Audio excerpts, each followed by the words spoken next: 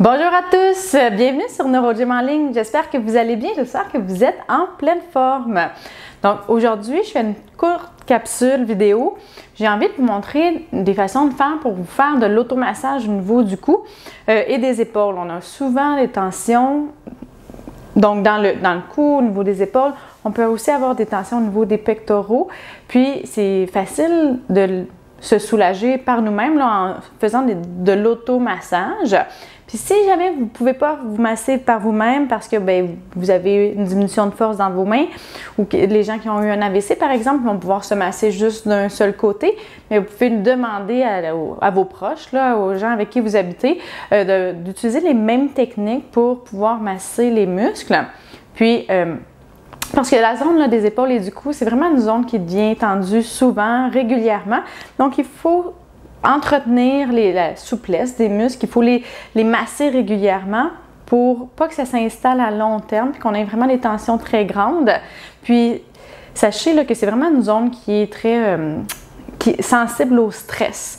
Donc, si on est plus stressé, si on est un petit peu anxieux, on va avoir des douleurs, on va se tendre un petit peu au niveau des épaules. J'ai aussi souvent de la surutilisation des trapèzes, par exemple. S'il fait froid, on va se crisper, vous voyez, c'est facile à voir que nos muscles vont vraiment se contracter beaucoup, puis ça va faire qu'il y a des parties des muscles qui ne vont pas se relâcher. Ça va faire des points de tension qui peuvent être très douloureux.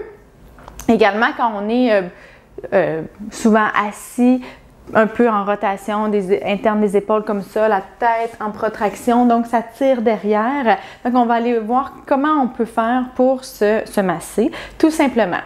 Donc, il y a différentes techniques qu'on peut utiliser. On a le pétrissage, premièrement, où là, on va aller comprimer, on va vraiment utiliser nos doigts, on va faire une compression comme ça. On peut bouger dans plein de directions également. C'est vraiment un mouvement de pétrissage, un peu comme de la pâte. Sinon, on peut aller faire de l'effleurage ou du ponçage glissé. Donc, moi, j'aime beaucoup aussi cette technique-là.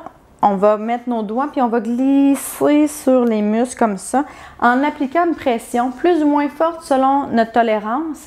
Si les muscles sont ou votre peau est très sensible et que ça fait très mal, on y va doucement, on fait de l'effleurage doux. On peut mettre de la crème ou de l'huile pour que ça glisse plus puis que ça fasse pas mal à la peau, mais qu'on ait bien travaillé dans les tissus. Puis la troisième chose qu'on peut utiliser en fait, c'est la pression profonde, la pression continue.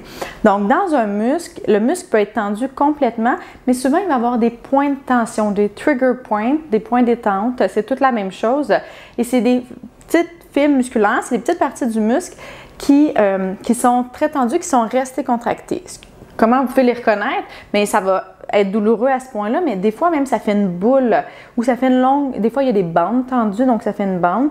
Quand c'est une bande tendue, on peut faire du ponçage. Puis si c'est une boule, bien, on met notre pouce ou on met un doigt ou quand nous on fait des massages, des fois on utilise la paume de notre main ou même notre coude. Mais quand on fait l'automassage, on va le faire par nous-mêmes, donc on va utiliser nos doigts, les doigts qui sont les plus accessibles, qui c'est le plus facile. Puis on fait une pression, encore une fois selon la tolérance, donc plus ou moins forte, puis on attend que ça se relâche. Donc voilà, ça c'est comme les trois techniques qui sont le plus utilisées. Je vous donne un petit bonus là. Je vais en rajouter une quatrième. Moi, j'aime bien pianoter comme ça au niveau du trapèze, donc faire des mouvements, puis aller vraiment faire des pressions qui sont pas continues, mais qui sont un petit peu rythmiques. Ça fait vraiment du bien. Donc voilà. Donc vous pouvez utiliser toutes ces techniques-là sur n'importe quel muscle. On va faire ensemble un peu l'éventail des muscles qu'on peut atteindre et comment on peut les masser. Le premier des fois c'est des douleurs plus latentes. C'est pas des douleurs très aiguës chez beaucoup de gens, mais c'est vraiment un muscle que moi je travaille beaucoup et qui cause beaucoup de problèmes. Donc c'est le muscle pectoral, le petit et le grand, qui est devant ici comme ça, au niveau de la poitrine, qui va s'attacher sur l'épaule. Donc, quand on a les épaules enroulées comme ça, souvent le trapèze, pas le trapèze, mais le pectoral est tendu. Donc, ce qu'on peut faire, c'est aller premièrement ramener l'épaule vers l'arrière pour essayer de l'étirer. Puis là, on peut masser, on va faire des glissements. Là, moi, je garde sur mon chandail, fait que ça glisse mieux. Si je voulais être directement sur la peau, je mettrais de l'huile ou de la crème hydratante, par exemple. Là, on peut faire des ponçages comme ça. Et là, moi, c'est très tendu. Et là, si on a un point comme ici, moi j'ai une sensibilité, je vais juste mettre une pression. Une chose qu'on peut faire, c'est une fois qu'on a la pression, on peut aller tirer l'épaule un petit peu plus vers l'arrière pour aller étirer tout le muscle. Puis où on met les doigts, ça va étirer encore plus. Comme ça. On peut faire la même chose des deux côtés. Ça se peut que vous ayez un côté qui est plus tendu que l'autre, c'est tout à fait normal. Donc, vraiment masser le muscle qui est le plus tendu. Puis, ça se peut que vous massez plus un côté que de l'autre. Et là, je ne vous donnerai pas de temps nécessairement. La chose que je dis aux gens, ou qu'est-ce que moi je fais avec les gens, c'est que j'y vais selon la tolérance. Des fois, si c'est très, très sensible, on va faire plein de petites séquences où est-ce qu'on va relâcher parce que là, la douleur s'accumule, puis là, c'est rendu trop douloureux, parce qu'on ne veut pas augmenter trop la douleur, puis qu'on se crispe encore plus parce qu'on va être encore plus tendu, on va être contraire à ce qu'on veut faire, là. Donc, on doit être capable de rester relâché, puis ça peut être inconfortable, mais pas trop douloureux. Puis, une autre chose également, en fait, pour savoir si on continue, si ça ne fait pas trop mal, ou on va faire des séquences, des petites séquences, jusqu'à temps qu'on sente un relâchement. Quand on sent un relâchement, puis qu'on pèse, puis qu'il n'y a plus beaucoup de sensations, à ce moment-là, on peut arrêter. Puis, on le refera le lendemain, par exemple. Ça se peut que nos douleurs puis nos tensions reviennent, parce que c'est souvent à cause de notre posture, de la façon qu'on bouge. Donc, ces choses-là vont revenir, puis comme je l'ai dit, avec le stress également. Donc, c'est une petite parenthèse. On a fait le muscle pectoral. Maintenant, on va faire le trapèze. Le trapèze, là, c'est le muscle qui est au-dessus de l'épaule, puis qui nous permet de lever l'épaule comme ça. Puis il va s'attacher jusqu'à la base du crâne. Mais là, on va faire la première portion au niveau du ventre musculaire. Pour celui-là, il y a différentes techniques. On peut faire le pétrissage, comme ça. Donc, on fait juste le prendre dans nos mains, puis on presse. Puis on peut se promener en haut, en bas. Voilà. Sinon, ce qu'on peut faire, c'est, on peut aussi l'étirer en mettant notre tête sur le côté comme ça, désolé pour le bruit, et là, aller glisser, tasser le collier, on glisse sur le muscle, ça fait du bien. Et là, encore une fois, s'il y a un point, on garde notre doigt et on fait une pression continue. Et encore, on peut bouger le muscle comme ça, vous allez voir que ça va se tendre sous vos doigts. Ça va étirer les fibres qui sont sous vos doigts. Excellent, super.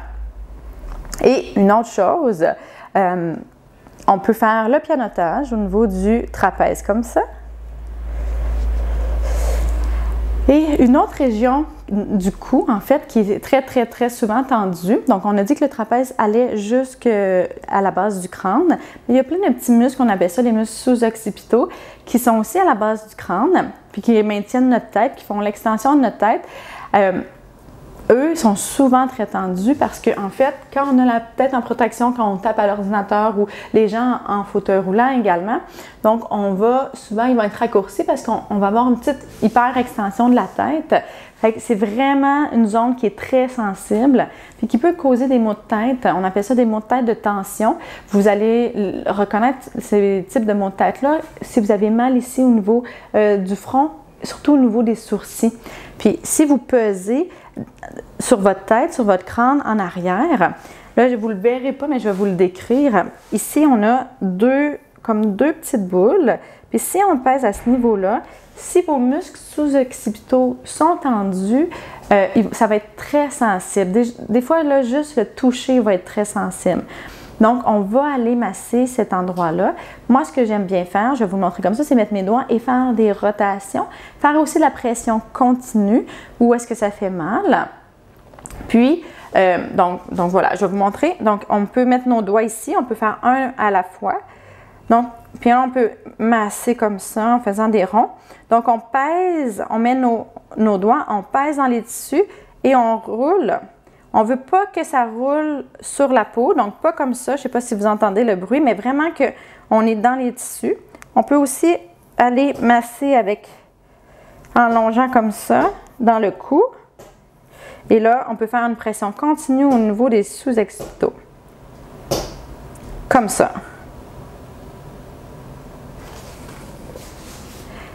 Voilà.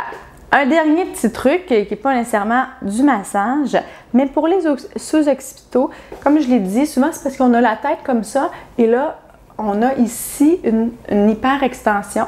Fait que ce qu'on peut faire, c'est on glisse notre menton. Vraiment, on veut que notre tête, il n'y aura pas de rotation vers le haut ni vers le bas, mais on glisse simplement. On veut comme se faire un double menton.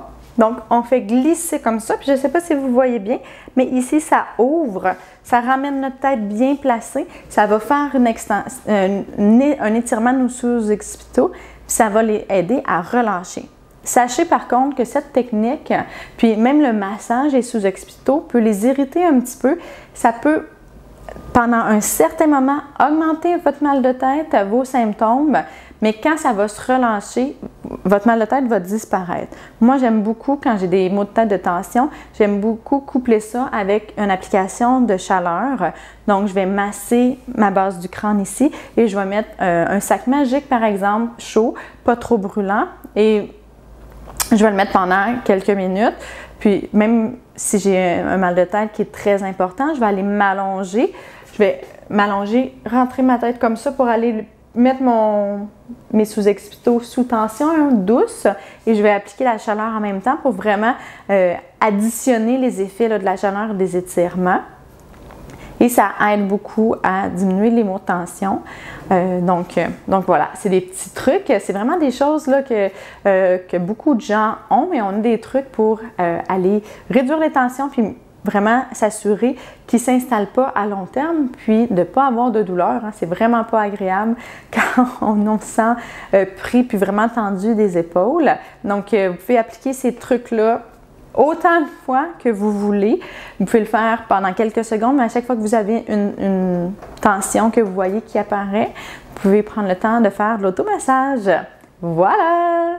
J'espère que ça va vous aider. J'espère que vous allez être capable aussi là, de faire les massages.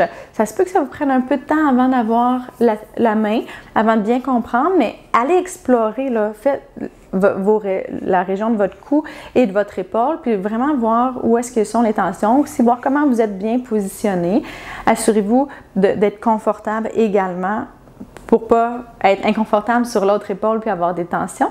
Donc, chaque personne est un petit peu différente, là, donc vous allez voir comment vous êtes à l'aise pour vous faire l'automassage. Et pour les gens, comme je l'ai dit, qui ne peuvent pas le faire par eux-mêmes, bien, vous pouvez leur montrer cette vidéo. Ils pourront utiliser les mêmes techniques. C'est la même chose, c'est juste le positionnement qui est différent.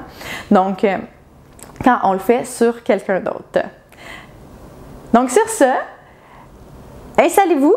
Faites des massages, relaxez-vous, vous allez voir, ça va faire vraiment, vraiment du bien. Vous m'en donnerez des nouvelles. D'ailleurs, j'aimerais bien avoir vos commentaires, savoir si ça vous a aidé dans les commentaires. Vous savez qu'on aime ça, recevoir vos messages. C'est vraiment très apprécié. Donc, ce qui est aussi apprécié, c'est si vous pouviez faire un pouce sur la vidéo et vous abonner à notre chaîne. On a plus de 800 vidéos. Qui sont des trucs, des exercices pour vous. Donc, j'espère que vous allez vous abonner pour être mis au courant de toutes les nouvelles vidéos. Sur ce, je vous souhaite une excellente journée et j'ai hâte de vous revoir dans une prochaine vidéo. À bientôt! Au revoir!